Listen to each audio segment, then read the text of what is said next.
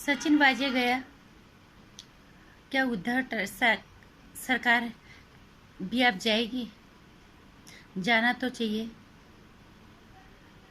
अगर सच्चाई का वजूद कुछ है तो। नमस्कार, स्वागत है आपका मेरे चैनल नंदिनी जी में। मैं हूँ नंदिनी। जिस तरह से सरकारी एजेंसियां काम कर रही हैं, एक के बाद एक सारे, एनसीबी सबसे ज़्यादा सक्रिय थी। ताबड़तोड़ काम एनसीबी कर रही है, अपनी जिम्मेदारी का जिस शक्ति के साथ निर्वाह कर रही है। और कल एनआईए ने सचिन वाजे को गिरफ्तार कर लिया और मुंबई पुलिस ने उसे सस्पेंड कर दिया। और ये सचिन वाजे दूसरी बार सस्पेंड हुआ। ये सस्पेंड इसलिए हुआ कि अभी जो कुछ दिन पहले अंबानी हाउस के बाहर जो स्कॉर्पियो मिली थी, गाड़ी मिली थी, उसमें इनका नाम शामिल है। खैर, ये तो एक अलग चीज़ हो गई है। अब इन सारी चीज़ों को लगा के देखने समझने के बाद एक चीज़ तो समझ में आ रही कि ये सारी चीज़ें मिली हुई हैं एक दूसरे से। सारे तार जुड़े हुए हैं, सारे परत दर परत अगर खोलेंगे तो फिर बहुत सारे अपराधों का खुलासा होगा। और पूरी उम्मीद है कि सुशांत सिंह राजपूत को इस न्याय बहुत जल्दी मिलेगा, क्योंकि हम पता नहीं, मुझे ऐसा लग रहा है कि ये यहाँ से भी सुशांत सिंह राजपूत से भी कहीं ना कहीं कोई कनेक्शन इससे जरूर है। क्यों नहीं होगा? महाराष्ट्र सरकार है, उद्धव ठाकरे मुख्यमंत्री हैं।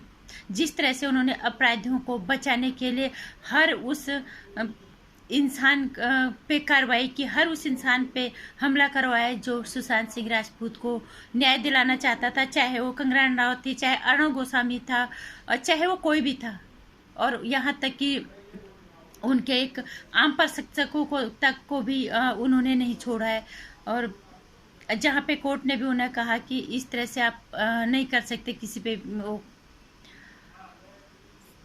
आवाज उठाने का हक सबको है। आप किस किस को रोकोगे? चलो, कंगना रनावत एक जानी मानी हस्ती है बॉलीवुड की, और अर्णव गोस्वामी जाना माना पत्रकार हमारे देश का, मीडिया हाउस उनका है। क्योंकि उनकी तो पत्रकार होने के नाते गलत के खिलाफ बोलना, पत्रकार होने के नाते ये उनकी जिम्मेदारी है। अब कौन कैसे अपनी जिम्मेदारी निभाता है, ये देखने वाली बात है।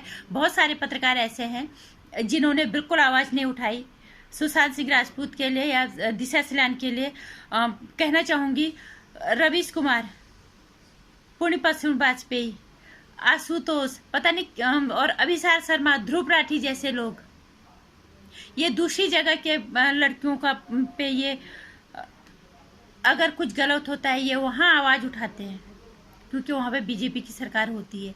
ये पत्रकार दलाल राजनीति पे उतर आए हैं। और क्या दिशा सलान और सुशांत सिंह राजपूत के खिलाफ ये कुछ नहीं बोलते? क्या दिशा सलान लड़की नहीं है? उसके क्योंकि वहाँ पे सरकार कांग्रेस की है, महाराष्ट्र उद्धव ठाकरे के साथ मिलके उनकी सरकार है, और राहुल गांधी भी यहाँ कुछ नहीं बोलता।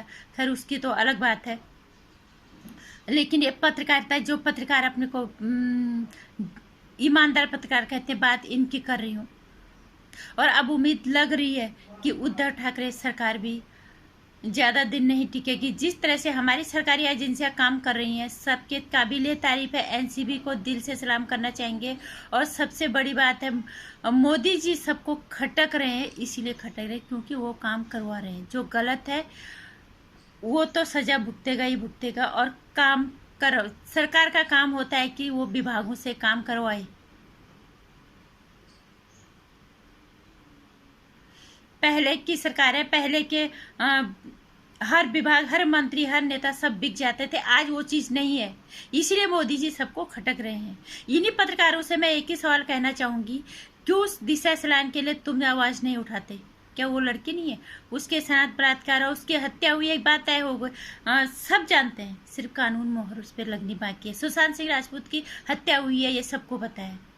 ये पत्रकार यहाँ पे क्यों नहीं आवाज़ उठाते? क्या क्यों यहाँ पे गूंगे बन गए? और क्यों यहाँ पे इनके मुंह पे टेप लग गई और फिर कहते हैं दूसरे पत्रकारों को कि ये गोदी मीडिया है?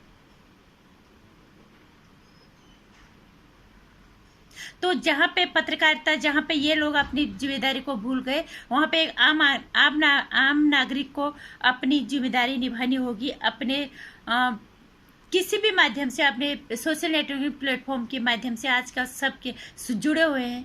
अपनी आवाज़ उठाने का सबको अधिकार है और इस देश का नागरिक होने के नाते उनकी जिम्मेदारी भी बनती है। जो भी गलत हो रहा है उसके खिलाफ आवाज़ उठाओ, सही और गलत।